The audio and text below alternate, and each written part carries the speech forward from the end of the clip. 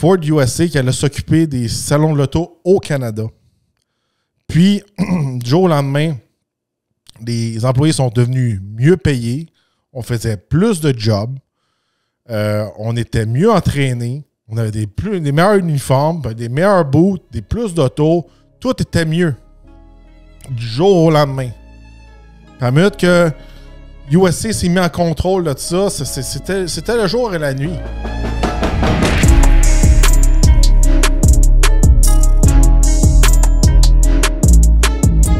Bienvenue au Doug Podcast. Aujourd'hui, quelles seraient les conséquences si le Canada deviendrait le 51e État des États-Unis?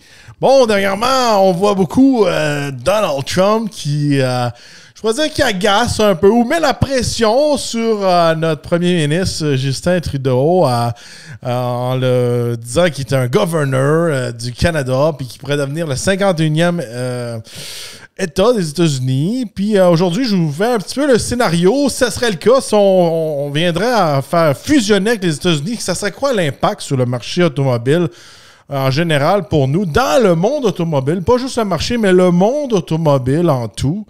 Regardez, aujourd'hui, je me concentre sur l'automobile. On parle pas politique. Il y a plusieurs secteurs que ça serait dur de décortiquer le tout. Je penserais pas non plus que le Canada viendrait un État. Je pense que chaque province pourrait devenir un État s'il serait fusionné avec les États-Unis. Mais regardez, pour l'automobile, je vais être franc avec vous. Moi, de mon côté, peut-être que j'ai un avis biaisé avec mon expérience, mais je pense que j'ai une bonne expérience quand même, à cause que j'ai travaillé partout à travers le Canada. J'ai vécu aussi en Ontario, puis j'ai vécu aux États-Unis. Fait que longtemps, j'ai travaillé aux États-Unis et vécu aux États-Unis. Fait que ça fait de moi un semi-américain un peu pour un temps, je pourrais dire, temporaire, mais quand même, j'ai passé 4-5 ans aux États-Unis. À temps plein, pas à temps partiel comme un snowbird. Je pourrais vous dire qu'il y a plusieurs avantages. Aujourd'hui, je me fait une petite liste d'avantages et d'un peu de désavantages, mais je vais être avec vous, c'est sûr et certain. On parle de business, de capitalisme, ces choses-là. Souvent, ça penche plus sur le côté des avantages. Bon, premièrement, regardez, c'est sûr et certain, une fois que les barrières, je pourrais dire, les lignes de chaque pays ont été enlevées, les borders, c'est sûr et certain que les autos coûteraient moins cher. En fait, la majorité des autos sont beaucoup moins chères aux États-Unis. On a le choix de plus de modèles aux États-Unis. Il y a des modèles qu'on n'a jamais eu ici au Canada.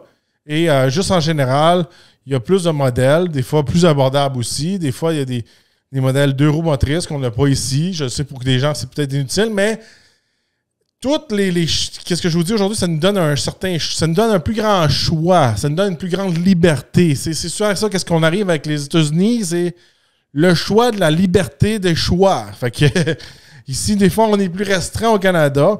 Fait que le meilleur exemple, je pourrais vous dire, pour les côtés prix, j'en parle souvent, ben un Ram RHO aux États-Unis va être environ 80 000 $, puis au Canada, ici, c'est 132 000 $. Il y a une grosse différence entre les prix. Puis même là, si on fait la conversion des prix de notre argent qui n'est pas très fort comparé du US, même là, on paye encore plus cher que même si on met le facteur de notre devise qui est quand même faible. Donc là, c'est sûr et certain, avec une devise qui est plus forte et pas de frais, je pourrais dire, entre les pays, ces choses-là, ça change beaucoup de ce côté-là.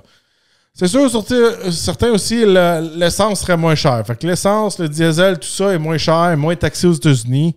Là, je me compare vraiment comme si on deviendrait une espèce de, je pourrais dire, un État un peu comme la Floride. Parce que c'est là que j'ai vécu. C'est un des États qui est un peu plus libertin avec je pourrais dire un peu avec le Texas, qui laisse les choses plus aller. Oui, c'est un État rouge, mais c'est un État qui se laisse plus aller. Fait que c'est sûr et certain que s'il y aurait une certaine fusion comme ça, ben, les gens voudraient peut-être quelque chose plus du genre dans leur province et non une espèce de beaucoup de lois comme en Californie, selon moi. Là, regardez. C'est sûr et certain qu'il y a plus de gens qui sont en faveur de quelque chose du genre, plus quand on va en Alberta, ces choses-là. Au Québec, ici, ils sont très protectionnistes. Puis aussi, il y a beaucoup de gens qui voyagent moins. Je pourrais vous dire, ils ont peut-être un petit peu moins d'expérience. Aujourd'hui, je vous donne mon expérience en moi, puis c'est mon avis. Puis n'oubliez pas que c'est mon channel. J'ai pas quelqu'un qui me dit « Oh là, t'as pas le droit de dire ça, puis faut plaire à tout le monde, puis il faut plaire à Dinda qui reste à telle place, puis qui regarde TVA. » C'est pas ça ici, regardez. C'est mon avis à moi. Si vous n'aimez pas mon avis, je peux changer de chaîne. Là. Mais je vous mets un peu une perspective. Qu'est-ce que ça pourrait faire dans ce scénario-là pour entertainment purposes only. Fait que le gaz serait beaucoup moins cher. Le gaz coûtait vraiment moins cher, surtout en Floride, ces choses-là. Il y a des États que ça coûte encore moins cher. C'est beaucoup moins taxé. Fait que tous les jours, rouler avec le véhicule, ça coûte moins cher. En général, je pourrais vous dire aussi que les assurances sont moins chères parce qu'on a le choix plus que si vous n'avez pas beaucoup les moyens, vous pouvez descendre vraiment vos assurances sur un minimum. Ça a des désavantages de ce côté-là aussi. Vous êtes moins protégé, je pourrais vous dire. Là-bas, c'est sûr certain que quand vous avez un accident et il y a de la mortalité, ils sont faciles à poursuivre avec les avocats. Ça, c'est un désavantage, mais pour beaucoup de gens, je pourrais vous dire, ça vous coûterait moins cher en général de ce côté-là. Puis moi, quand je m'assurais là-bas, ça revenait pas mal la même chose qu'ici, je pourrais vous dire. Même j'étais sûr assuré, je pourrais vous dire là-bas, ma protection, je prenais une protection plus forte là-bas pour être sûr que je ne me fasse pas poursuivre ou que je sois backé en cas de poursuite, ces choses-là. Fait que ça revenait à peu près au même prix, mais en général, vous avez le choix de prendre des assurances qui vont coûter moins cher. Puis, dans toutes les circonstances que je vous parle aujourd'hui, c'est sûr certain que là, on tombe dans un pays full capitaliste. Fait que là, on ouvre les barrières à plusieurs compagnies, puis beaucoup plus de compétition. Avec plus de compétition, tous les prix descendent parce qu'il y a plus de compétition qu'ici au Canada. Fait que là, toutes les compagnies d'assurance, il faut qu'ils compétitionnent avec les compagnies d'assurance USA. Fait que là, ça tombe pas la même chose, de ce côté-là. C'est sûr et certain que les frais d'enregistrement, tout ça, c'est plus à l'aise là-bas. Plaquer un véhicule, c'est moins compliqué. On peut plaquer plus de véhicules, le fun. On peut importer plus de véhicules. Les lois sont moins strictes. En gros, ça va coûter moins cher. Les taxes sur les cylindrés, les véhicules de luxe, les ci, les ça, tous les frais de la SAC, ça serait vraiment moins cher de ce côté-là. C'était une vraie joke, moi, quand je plaquais mes véhicules en Floride, à comparer d'ici au Canada. Là. C'est sûr et certain aussi qu'il faut s'attendre aussi, on a un budget fédéral pour les routes. Là, je veux dire, j'ai voyagé beaucoup, j'ai conduit beaucoup de routes, puis je pourrais vous dire, là, au Québec, là, en Amérique du Nord, là, surtout, là, le Québec a les pires routes qu'il n'y a pas en Amérique du Nord. À New York, ils sont pas super, là, ils en ont perdu avec le temps, mais quand même, en général, je pourrais dire, leurs autoroutes, ces choses-là, est beaucoup mieux entretenues. Puis, je trouve qu'ils ont plus un budget, surtout côté fédéral. Encore là, peut-être qu'il y aurait plus de compétition, plus des grosses machines, parce que des fois, peut-être qu'ici, on était corrompus à un plus bas niveau, puis c'était tout le temps les mêmes compagnies qui faisaient l'asphalte.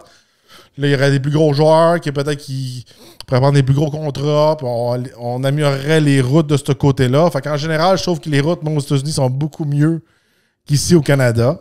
Par la suite, je peux vous dire qu'est-ce qui descendrait aussi beaucoup les prix, puis surtout de ce temps-ci avec l'échange qui n'est pas très bonne. Tout ce qui est les pièces, le shipping, tout ça, les pièces, les pneus, les pièces de modification, tout ça. Là, on vient avoir un accès, encore une fois, plus grand de cours à scrap, de suppliers. On n'a pas juste un Canadian Tire, on tombe avec des AutoZone, des ci, des ça, des O'Reilly, puis etc.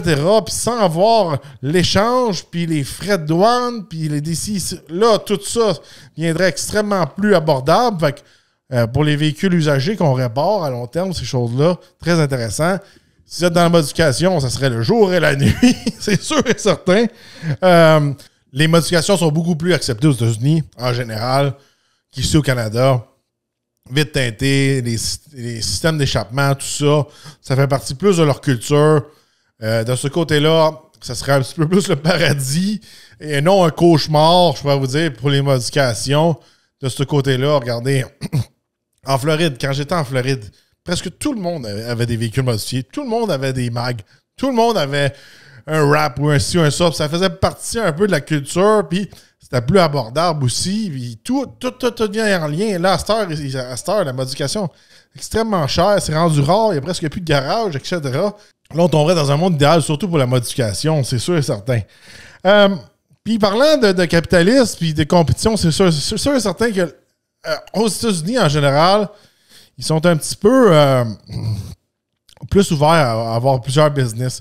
Je trouve que de ce temps-ci, pour les garagistes, les shops de modification, ceux qui font des pneus et tout ça, ça s'en vient de plus en plus difficile. Puis souvent, ça s'en vient de plus en plus des groupes qui ont plusieurs, je voudrais dire, destinations, locations, partout.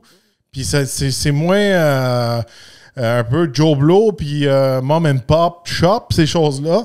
Là, je pense que dans ce cas-là, il y aurait plus d'opportunités pour se partir en business, pour qu'il y ait plus de garagistes qui réparent des véhicules usagés, ou neufs encore là une fois, puis qui offrent un bon service.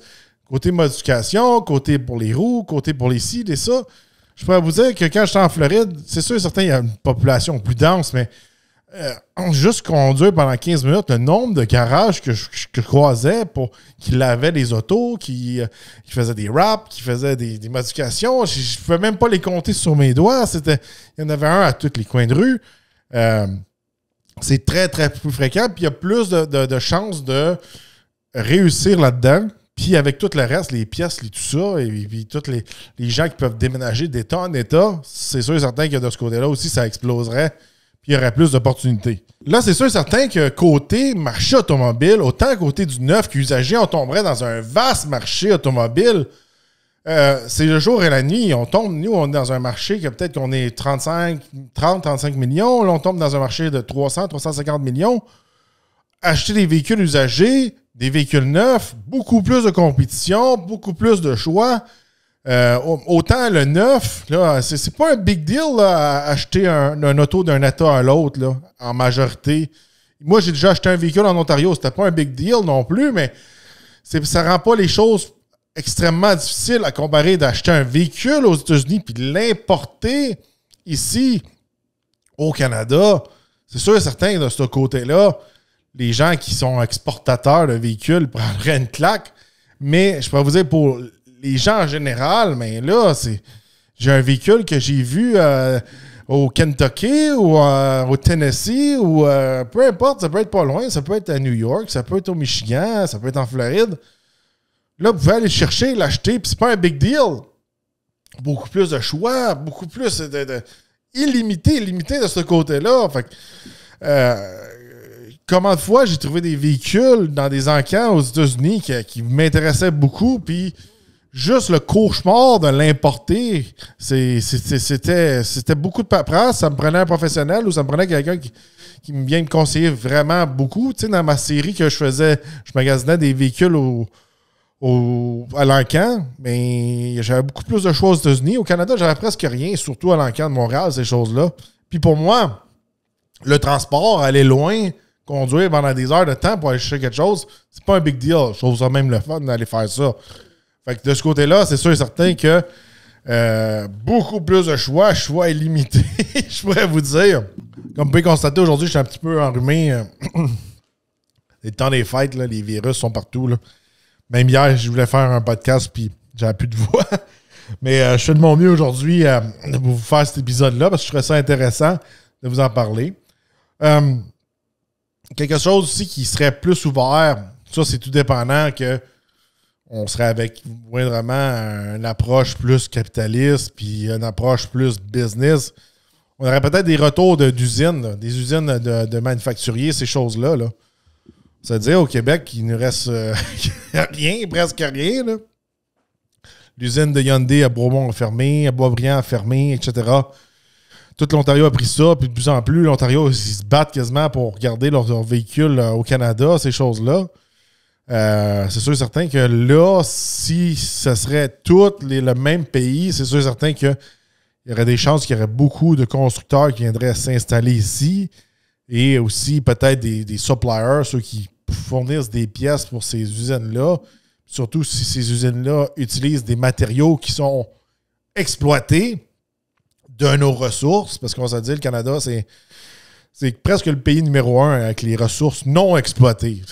Il y a ressources exploitées et non exploitées. Là, dans le monde, je pense, là, avec la Russie. Je pense qu'en Russie, eux autres, ils ont plus de territoire, mais c'est un petit peu plus exploité qu'au Canada. Je pense que c'est nous qui avons le plus de ressources qui n'est pas exploité. Là, c'est sûr et certain que du jour au lendemain, avec les États-Unis qui rentrent, bien, tout ce qui est un peu pétrole, métal, comme l'aluminium, ces choses-là, tous les matériaux pour faire des batteries, ces choses-là viendraient exploser. Beaucoup, beaucoup, beaucoup d'opportunités, beaucoup d'emplois, beaucoup d'opportunités que les gens font de l'argent, dépensent de l'argent, soient plus confortables, soient plus riches. Je rentre même pas, c'est hors sujet, dans le prix des maisons. Là. Vous avez rien qu'à regarder dans le coin de Niagara Falls. Là. D'un côté, tu as une maison d'1 million, puis de l'autre bord, du bord à Buffalo, la même maison, comme 200 000. Là. Fait que ça, c'est sûr que ça reviendrait à rebalancer. Le niveau de vie pour les gens, puis les jobs, toutes ces choses-là, viendrait être vraiment amélioré de ce côté-là. Quelque chose que je voulais vous parler aussi de ça, c'est là, c'est sûr et certain, les corporations viendraient fusionner. Fait que si vous êtes un GM Canada, un Ford Canada, là, ça viendrait Ford USA. Qu'est-ce que je pense de ça? Regardez, moi, dans ma carrière, la moitié du temps, je vais vous dire, même si c'est pas le 3/4, j'ai toujours fait affaire avec les États-Unis. Ça a toujours été mieux avec les États-Unis qu'avec le Canada. Ils ont plus de pouvoir, plus de budget, etc., etc. Plus de puissance à faire des trucs. Ça a toujours été mieux de ce côté-là. J'ai longtemps, moi, fait affaire avec des clients qui sont des États-Unis en général, puis même encore aujourd'hui. Peu importe, là, si on est sur YouTube, mais YouTube, c'est une compagnie des États-Unis, ils payent en US, ces choses-là. Fait que c'est sûr et certain, moi, je suis extrêmement habitué de tout ça. J'ai vu un peu toutes les facettes de tout ça. Quand on deal avec la compagnie canadienne, c'est toujours genre, j'ai pas de budget, j'ai pas de contrôle, je suis pas comme les États-Unis, ces choses-là. Puis à la minute que les États-Unis arrivent avec leur budget, c'est le jour et la nuit. Hein. Puis à chaque fois que j'ai eu des projets que c'était le fun, il y avait un bon budget, ces choses-là, mais c'était comme la compagnie États-Unis qui avait donné un budget à Canada pour faire ces trucs-là. N'importe quoi, les événements, les salons loto, tout inclus. Rien à cote quand c'est USA qui est en arrière de ça. Je reviens au salon loto. Moi, quand j'étais chez Ford, c'est quand on a fait la transition que c'était Ford USA qui allait s'occuper des salons loto au Canada. Puis, du jour au lendemain, les employés sont devenus mieux payés. On faisait plus de jobs. On était mieux entraînés. On avait des meilleurs uniformes, des meilleurs boots, des plus d'autos. Tout était mieux. Du jour au lendemain. Puis à la minute que USA s'est mis en contrôle de ça, c'était le jour et la nuit. Puis, je vais être franc avec vous, là. Moi, ça, c'est mon expérience à moi. J'ai une plus grande facilité à dealer avec des Américains qui viennent des États-Unis que des gens qui, la plupart du temps, qui viennent de Toronto ou vraiment, qui sont ontariens, canadiens, anglais.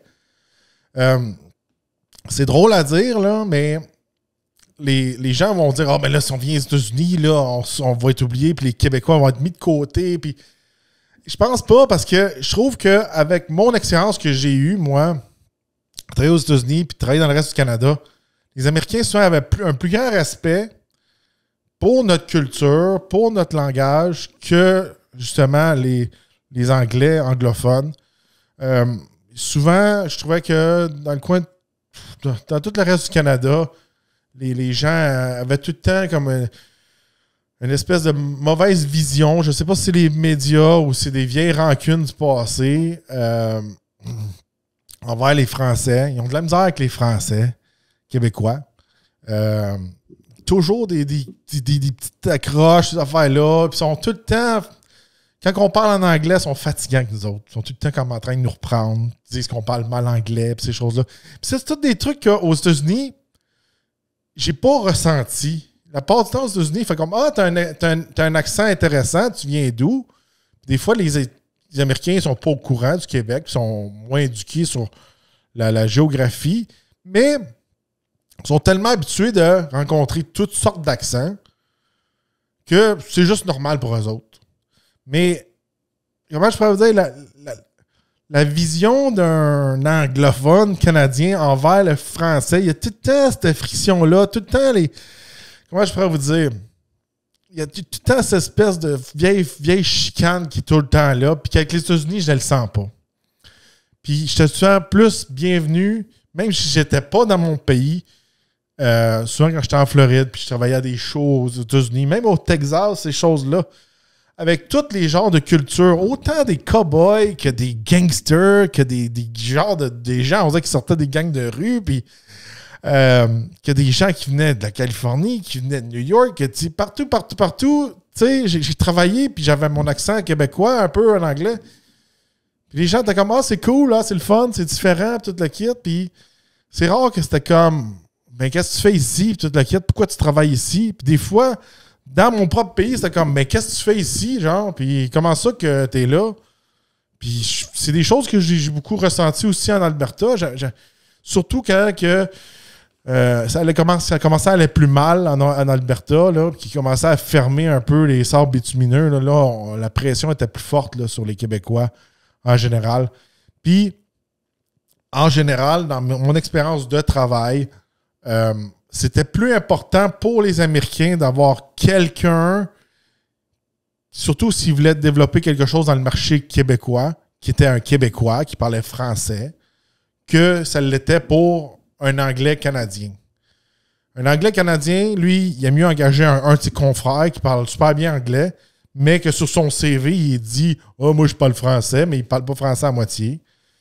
Puis pour les Américains, eux autres, quelqu'un qui parlait vraiment français, la langue, là, c'était beaucoup plus important qu'avoir quelqu'un avec, justement, un français cassé. Puis, justement, quand j'étais chez Ford, ça est venu ce sujet, puis tous les gens qui avaient menti un peu sur leur CV ou qui parlaient un peu trop, je pourrais dire, il n'y avait pas le bon français pour le Québec, mais on s'est appliqué à engager un team de Québécois.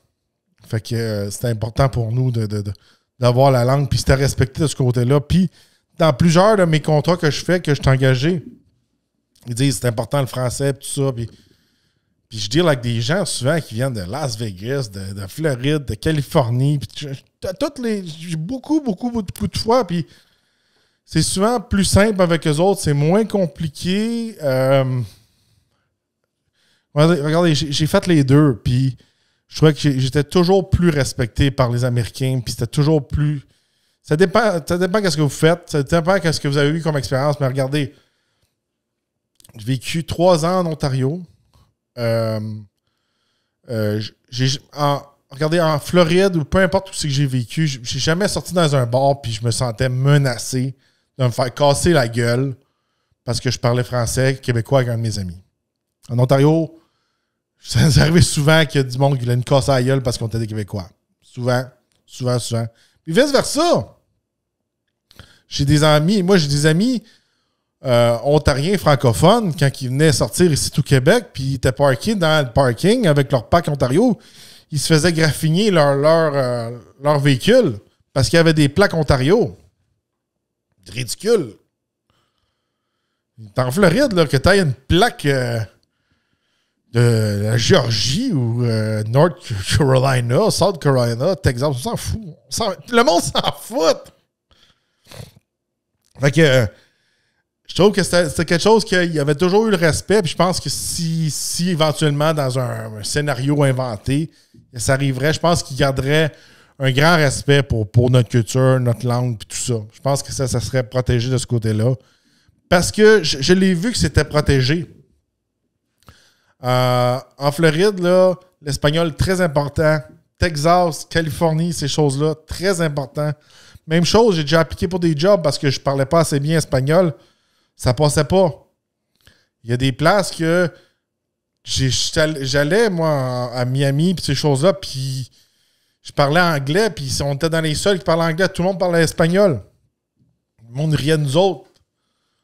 Des fois, parce qu'on parlait pas espagnol, là, je leur me mettais à parler en français. Là, je disais, ah, tu comprends-tu mon français? Ah, moi, je parle pas juste une langue. Là, j'irais d'eux autres en français. Ça, c'est des affaires qui arrivent. Là. Mais je pourrais vous dire que juste travailler au Salon de l'Auto de Miami, je pourrais vous dire le 25-30% des questions, les gens ils les posent en espagnol. Fait que, tu sais, c'est des choses qui peuvent être plus fréquentes ici, dans ce scénario-là. Mais en gros, regardez, aujourd'hui, c'est un sujet un peu polémique, mais en gros, regardez, c'est sûr et certain, si moindrement vous aimez les États-Unis, vous avez déjà vécu là-bas, vous avez vu tous les avantages, c'est sûr et certain que ça changerait tout du jour au lendemain. Côté, si vous êtes moindrement entrepreneur, vous êtes business, ces choses-là, c'est un changement que vous aimeriez. Si vous êtes plus comme, ben moi, je perdrais toutes mes subventions, puis tous mes programmes du gouvernement, puis là, ça serait plus payé, puis ci, puis ça. C'est sûr certain que on est dans un pays qui récompense plus les paresseux, puis aux États-Unis, quand t'es paresseux, ben t'es puni. C'est la loi du plus fort, la loi qui est du plus travaillant, la loi du plus brillant, etc. Si vous êtes habitué à être pouponné, c'est sûr et certain que c'est la différence entre les deux pays. Mais c'est un pays de winner. C'est un pays que, quand j'étais en Floride, si t'as un beau char, tu vas te le faire dire. Si t'es en shape, tu vas te le faire dire. Si t'es beau, tu vas te le faire dire. T'as un beau collier, une belle, t'es bien habillé, tu vas te le faire dire. C'est des gens qui sont à 100% dans ce qu'ils font. Ils n'ont pas peur d'être eux autres mêmes. Puis ils n'ont pas peur aussi du ridicule, ces choses-là. Juste une anecdote, tu sais, un Halloween en Floride et un Halloween au Québec, c'est le jour à la nuit. Les gens, ils aiment ça se déguiser, ils aiment ça faire le party. Quand ils vont all out. Ici, c'est comme là, je me déguise plus, là, parce que c'est plus de mon âge. Puis c'est ça qui se passe. Puis, veux pas, puis je vous en parle souvent, puis je sais que je semble peut-être pro-USA puisque j'ai vécu là-bas. Mais souvent, les tendances des États-Unis, la mode, je pourrais vous dire, elle va tout le temps partir là-bas, puis après ça, elle va venir ici moindrement. Puis des fois, ça prend 2 ans, 3 ans, 4 ans, 5 ans. Peu importe. Si telle affaire est en mode là-bas, je pourrais vous dire comme là, aux États-Unis, les véhicules électriques sont moins populaires, le prix descend, le prix de revente, tout ça est ridicule. Mais veut pas, même si ici, on essaie de protéger ça, puis il y avait des subventions, tout ça, mais là, ils sont enlevés, ça risque d'arriver. Quand je vous dis des prédictions, j'observe beaucoup les États-Unis, puis ça arrive souvent ici. C'est pour ça que moi, dans le temps, puis moi et mes amis, quand on était au club, on était les premiers habillés en Ed Hardy quand c'était cool. Toutes les autres n'étaient pas habillés encore avec des chandails, avec des tatous, avec des diamants dessus. Le monde se regardait bizarre. Après 1 an ou 2, tout le monde avait ça. Puis nous autres, après 1 an ou 2, on les mettait plus parce que c'était même plus en mode. Mais quand on était en Floride, ça l'était. Puis après ça, c'est venu ici. Vous allez rire de moi. Je fais une joke avec du Ed Hardy puis du Christian Audigier. Mais c'était ça pareil. C'était... Aujourd'hui, là, vous allez dire, c'était des douches puis des... Ça.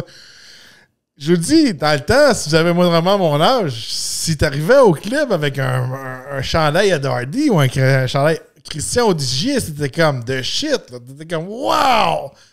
Mais en tout cas, ça a pris du temps avant que ça arrive ici. Puis même quand ça commençait à être en mode ici, mais ça commençait à être moins en mode en Floride et aux autres places comme ça. C'est juste comique comme ça. Mais je parle de mode, mais ça peut être applicable surtout à l'automobile. Fait que c'est sûr et certain que, pour finir un peu là-dessus, les États-Unis, c'est une place qui sont beaucoup plus passionnés du côté automobile que nous. Là-bas, quand tu restaures une vieille auto, c'est comme wow, j'ai un respect pour toi de te restaurer cette auto-là. Les gens qui gardent les pièces, les cours à scrap, ces choses-là, il y a plus une culture alentour de l'automobile qui est importante qu'ici au Canada. Puis c'est sûr et certain que là, on viendrait absorber un peu cette culture-là. Puis, en tout cas, du côté automobile, je vois pas beaucoup de désavantages. Mais vous pouvez me dire votre avis dans les commentaires. Qu'est-ce que vous en pensez? C'est sûr certain, il y a plusieurs aspects que j'ai pas touchés aujourd'hui. Puis c'est pas mon expertise, je me le cache pas. Côté santé, éducation, etc., etc. Mais c'est sûr certain que côté financier, dans toute l'automobile, les taxes, le gaz, le ci, le ça, tout serait moins cher parce que je l'ai vécu moi-même là-bas. Quand je roulais mes véhicules, puis j'ai vécu là-bas, je pourrais vous dire que c'est sûr certain que qui aimerait pas regarder combien de personnes plus âgées là, ils ont vendu leur condo ou leur maison en Floride dernièrement parce que là, ils ne peuvent plus se le permettre. L'échange est trop cher. Voyager, les assurances de voyage, tout ça, puis arrête là-bas. Combien qu'il y a de personnes que s'ils seraient fusionnés, tout le monde aurait peut-être une deuxième maison ou peut-être littéralement aller vivre en Floride du jour au lendemain. Moi, je l'ai fait. Ça coûtait extrêmement cher, là. Puis c'était difficile là, avoir mes permis de travail, puis tout ça. Puis n'oubliez pas que je suis quelqu'un avec l'université, puis l'université en Floride, là. Et souvent, je vais passer avant quelqu'un d'autre qui a étudié dans un autre pays. Fait que faut tout garder ça en tête.